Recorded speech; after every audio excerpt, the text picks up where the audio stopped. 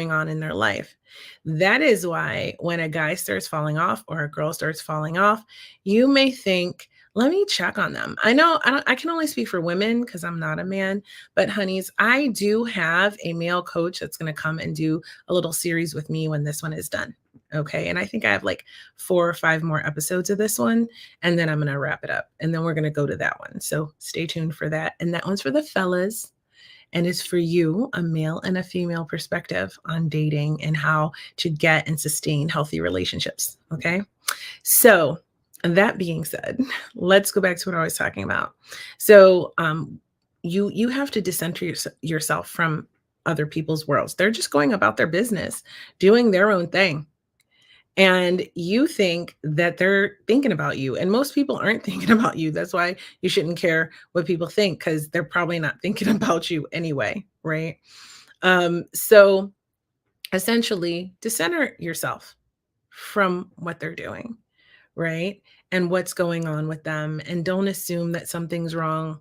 Right. Because that's what we do a lot of times as women. When a guy starts falling off, we think something's wrong. We're like, what's wrong? What's wrong? You know, but in a way, it's a silly game. The whole thing, the falling off, right? That the guys do or the girls do. And then you going, hey, what's going on? Right? Sometimes it's a test, you know. Sometimes they're testing to see if you'll chase them. Right? Now, don't get me wrong, I love a simp.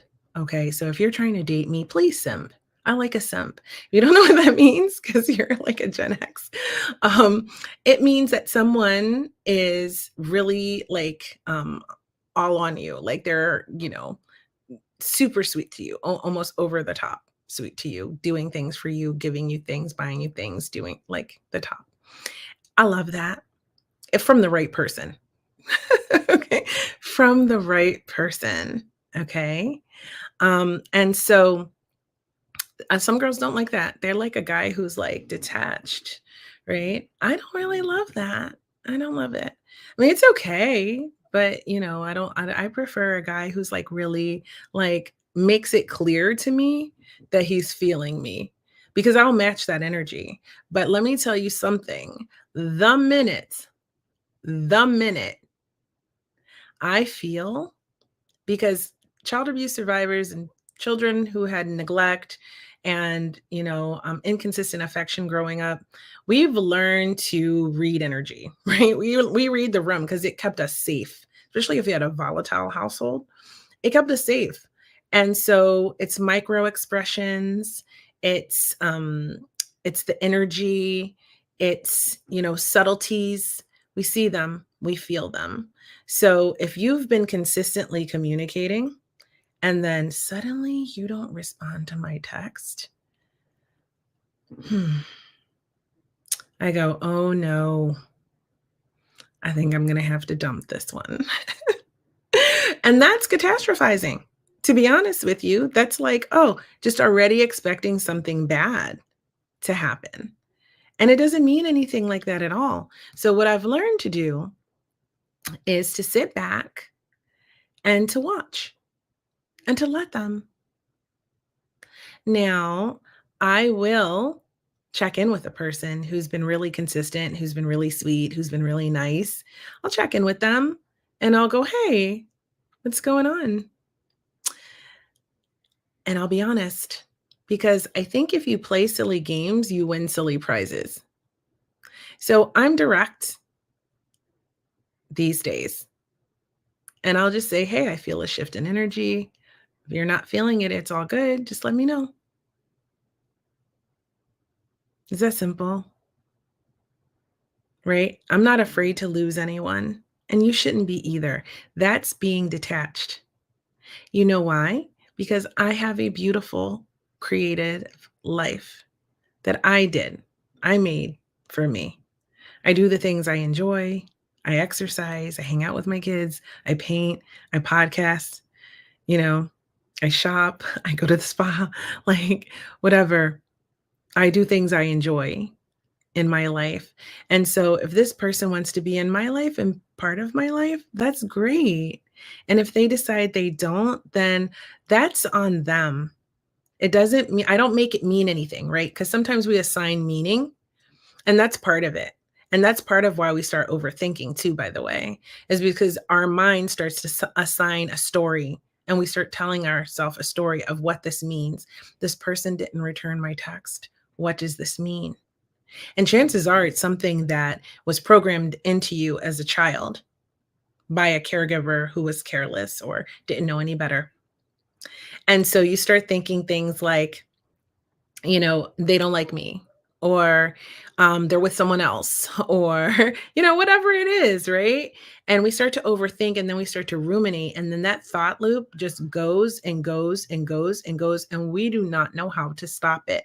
And what it can do is get us so emotional and so emotionally triggered and charged that we're just ready to break up with the person. We're ready to, because if you're like a fearful avoidant attachment style, you will get nervous at first and then you'll run. I've been that. So I've been anxious, I've been fearful. I'm mostly secure now. I still can get re-triggered back into some of those old ways of being.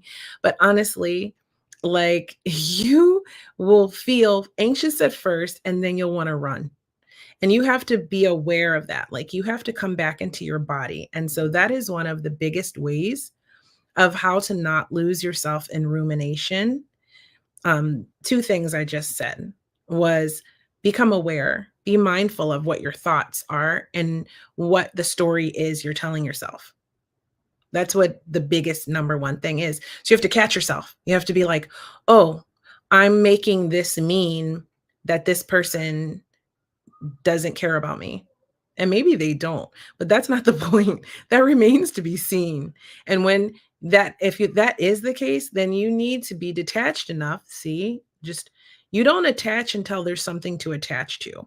Let's just say that. So until this person says, hey, I want to be exclusive with you.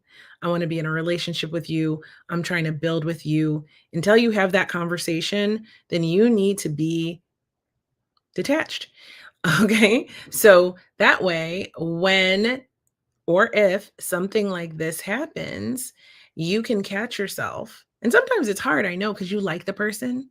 And that's part of it. There's a limerence, there's a fantasy factor involved because they seem so cool, or they seem amazing, or they were so sweet, or they were funny, or they were cool, or whatever it is for you, right?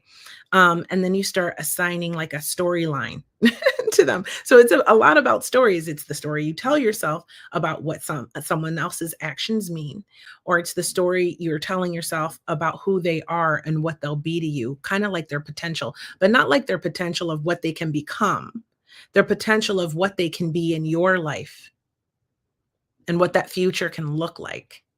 So that limerence comes from neglect, because a lot of times you are wishing and hoping and fantasizing about this better family life or a better life in general. So you already have that kind of ability to detach from reality and get lost in a wish or a dream, right? And so then you assign this to this person, and it makes it so hard to let them go, because it's not really the person that you're so infatuated with, it's the fantasy, right?